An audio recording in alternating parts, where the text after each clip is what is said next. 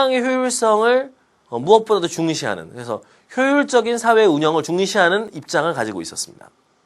그렇죠? 이게 전제입니다. 전제의 차이. 찾았죠? 자, 근거.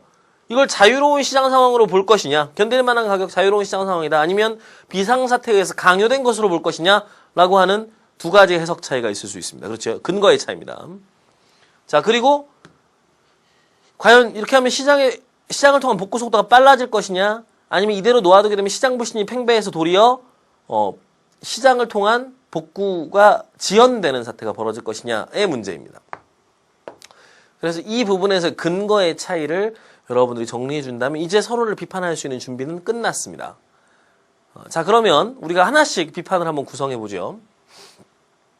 제시문에 있는 첫 번째 입장, 즉 가격폭리 처벌법을 집행해야 한다라고 보는 플로리다 주 법무장관의 입장에서 경제학자들, 즉 자유시장을 방해해서는 안 된다라고 주장하는 경제학자들의 입장을 비판해 봅시다. 일단 첫 번째 어떻게 비판할 수 있습니까? 그렇죠.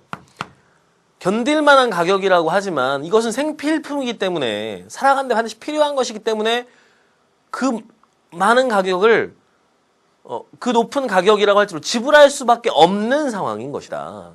그래서 이것은 자연재해가 만들어낸 비상사태에 의해서 강요된 상황이지 결코 자유로운 시장 상황이라고 볼 수 없다 라고 얘기해야 되겠죠. 근거 비판입니다. 그렇죠. 또 근거 비판 갑시다.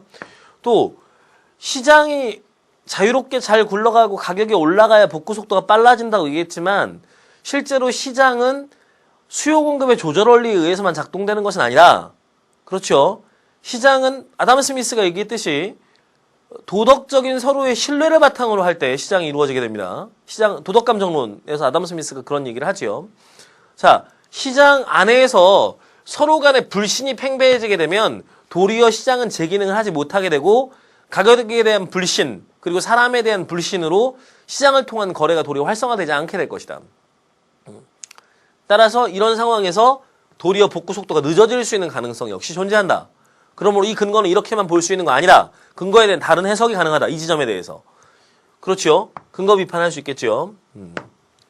그리고 무엇보다도 우리는 이런 비상사태에서 인간의 가치를 우선시할 필요가 있다. 전제를 가지고 얘기하죠. 시장의 효율성만을 판단을 해서는 시장 자체가 실패하거나 무너질 때, 혹은 시장 자체가 하강 곡선을 그릴 때 그로 인해서 인간의 생명이 위협받는다면 우리는 그것을 그냥 방치할 것이냐? 아니다. 결국 타인의 불행을 이윤 추구의 도구로 삼는 태도를 근절하지 않는다면 우리는 공동체의 질서를 확립할 수 없고, 그런 상황에서는 그런 상황에서는 시장 자체도 무의미할 뿐이다. 따라서 시장의 기능적 효율성만이 아니라 시장을 지탱하는 윤리적 가치에 대한 문제를 고민해야 한다. 때문에 이 경우는 시장의 윤리적 가치를 바로 세우기 위해서도 가격폭리 처벌법을 집행하는 것이 맞다라고 주장할 수 있는 것이죠. 자, 근거 비판, 전제 비판 들어갔습니다. 그 각각의 과정에서 이것이 논리적으로 과연 맞는 것인가를 따지는 과정들이 있었죠. 그래서 여러분들이 이렇게 근거 비판들을 잘 수행해주고, 또 전제가 이 자체가 잘못되었다라고 비판을 함으로써 이미 이 주장의 타당성을 잃어버리게 만들었습니다. 그래서 이런 입장 1에서 2의 비판이 가능할 수 있습니다. 자, 이번엔 거꾸로 가겠습니다. 입장 2에서 입장 1의 비판을 해보죠. 자, 일단 가격폭리 처벌법을 집행을 하는 것에 대해서 어떻게 얘기할 수 있겠습니까? 일단 제일 중요한 것은 가격폭리 처벌법이 집행이 되게 되면 복구 속도가 느려지게 된다라고 비판할 수 있습니다. 그렇죠? 즉 이 주장의 효용성이 없다라는 것이죠. 가격폭리 처벌법을 집행하게 되면 시장에서는 일정 수준 이상 높은 가격으로 재화와 용역의 가격이 올라가지 못하게 될 것이고, 따라서 빠른 복구 속도를 위해서 외부로부터 공급되어야 할 수많은 물량들이 들어오지 않게 됨으로써, 재화 용역들이 들어오지 않게 됨으로써 도리어 복구 속도가 늦어지게 된다. 그래서 이거 효율성이 없다 라고 비판해야 되겠죠. 뿐만 아니라 이거 비상사태라고 얘기를 하고 강요된 자유시장 상황이 아니라고 얘기하는데, 그렇다면 거래 자체가 발생하지 않을 것이다. 그런데 거래가 발생하고 있다는 것은 아직은 이 상황에서 사람들이 현재의 이런 가격을 견딜 만한 가격으로 여기고 있음을 보여준다. 그래서 이것을 비상사태, 자유시장 상황이 붕괴했다고 볼 수 없다 라고 얘기할 수 있겠죠. 그리고 무엇보다도 우리가 인간의 윤리적인 측면을 판단하는 건 옳은 일이다. 하지만 시장을 통한 재화 용역의 분배가 제대로 이루어지지 않아서 만약에 복구 속도가 늦춰지게 된다면 더 많은 사람들이 오랜 기간 동안 불행을 감내해야 할 것이다. 따라서 결과적으로 더 비윤리적인 상황이 초래된다.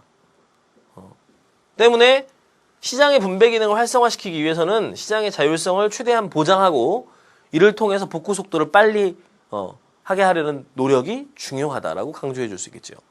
자, 윤리적인 가치를 중시하는 입장, 이를 무조건 무시해서는 안 됩니다.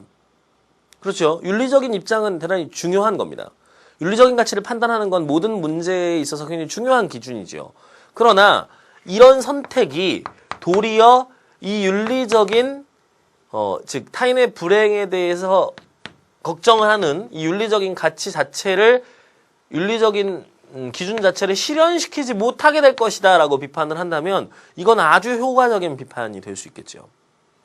자, 이렇게 여러분들이 전제와 근거들을 나누어 가지고 있다면, 잘 정리해 놓고 있다면 그것을 이용해서 어떤 지점을 어떻게 비판할 것인지 쟁점을 잘 만들어 놓고 있다면 충분히 쓸 수 있습니다. 여러분들이 내적 증거에 의한 비판, 외적 증거에 의한 비판과 같은 방법론에 대한 이해가 정확하지 않다 하더라도 쟁점 정리만 잘 되어 있으면 기본 이상의 글을 쓸 수 있습니다.